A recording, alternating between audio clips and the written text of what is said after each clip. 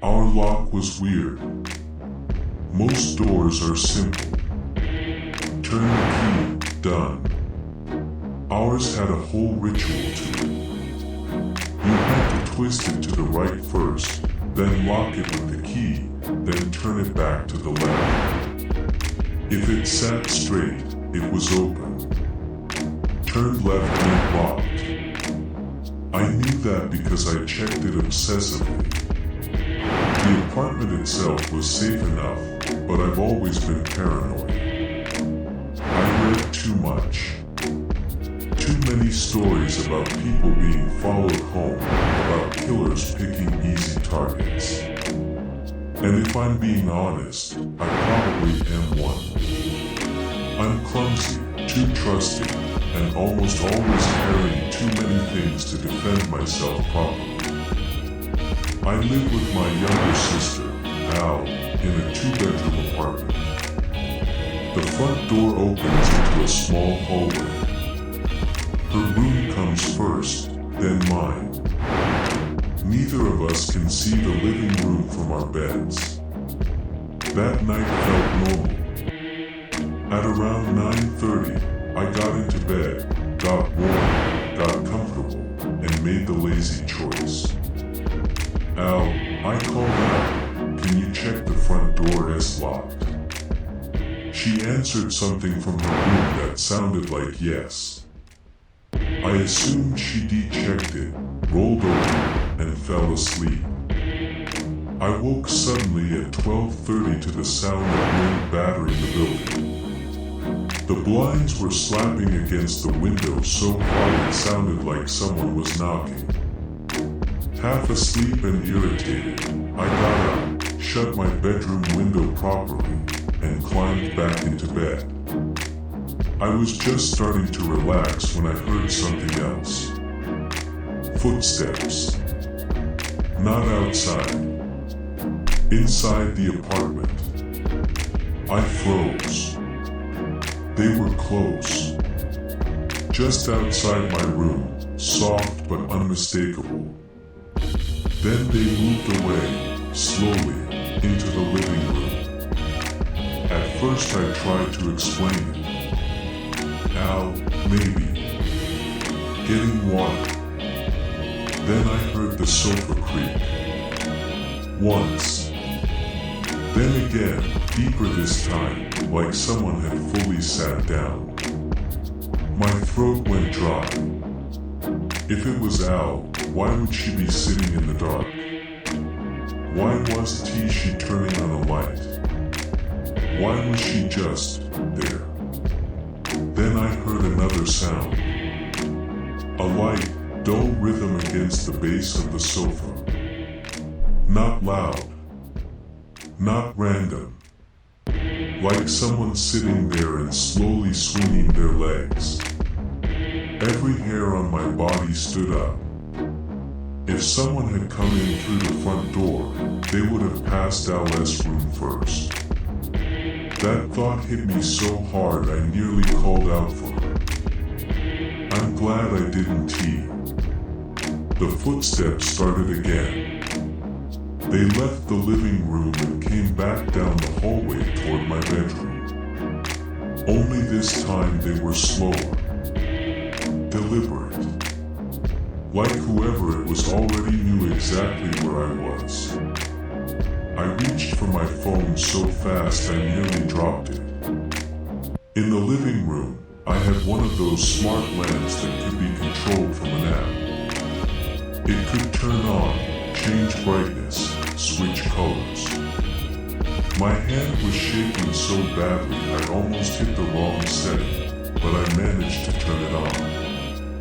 A second later, muted blue light spilled into the living room. The footsteps stopped. Then, after a pause, they moved away from my door. Back into the living room. That was my chance. I slid off my bed as quietly as I could and dropped to the floor. The cold of the hallway seeped straight through my pajama pants as I crawled out of my room toward LS. Her door was shut. I eased it open, slipped inside, and found her still asleep in bed. Perfectly still. Completely undisturbed. For one stupid second, relief almost made me cry.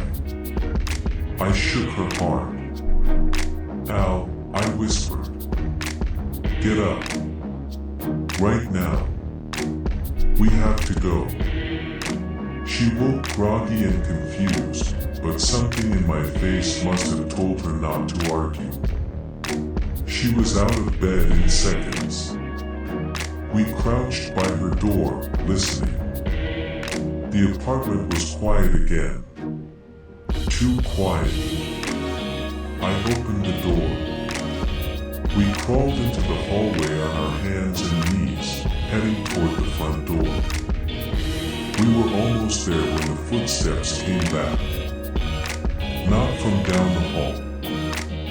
From the living room. They stopped for half a second, like whatever was in there had just noticed us. Then they came toward us fast. No hesitation. No attempt to be quiet anymore. Just a rapid, pounding sprint down the hallway. Adrenaline took over. Al screamed first. I grabbed the handle, yanked the front door open, and we both stumbled out into the corridor barefoot, nearly falling over each other as we ran for the lifts. I turned back only once, just long enough to slam the apartment door shut. And in that split second, I saw it. Something was standing in the hallway inside our apartment. It looked like me. Not exactly. Not fully. But enough that my brain caught on it before it caught on anything else. Its hair was like mine. Its build was mine. One side of its face was mine. The other side was wrapped in white gauze, soaked through in dark patches. Fresh blood had seeped through in the corners, trailing down into its neck. And it was smiling. The lift was already there, doors open. I don't remember getting inside. I just remember hitting the button for the ground floor over and over while I sobbed beside me, and I stared at the numbers above the door like they were the only thing keeping us alive. When we got downstairs, we called the police. Everything after that felt unreal. They came quickly, took our statements, searched the apartment, the stairwell, the lobby, the bins outside, even the underground parking. They checked the windows for damage, looked for footprints, signs of forced entry, blood, anything. There was nothing. No one inside. No one on the cameras. No broken locks. No disturbed window latches. No blood. Nothing. One of the officers tried to reassure us. Said storms can do strange things to people, especially if you wake up suddenly. That fear can distort things. That maybe we heard noises, panicked, and filled in the rest. I wanted to believe him. I nearly did. Then I remembered the lock. Even in the panic of getting out, I noticed it when I grabbed the door. The lock had still been turned to the left. Locked. I felt the blood drain out of me. Because that meant no one had unlocked the front door to get in. And no one had unlocked it to get out. I told the officers. At first they looked at each other like they thought I was in shock. Then one of them went back upstairs and checked it himself. When he came back down, his face had changed. He confirmed it. The lock worked exactly the way I said it did. And when they de-entered the apartment, they de-used our spare key. I remember asking him the same question over and over. If the door was locked, then how did it get in? He didn't answer. Maybe because he couldn't T. Maybe because, by then, I think we both already knew that was the wrong question.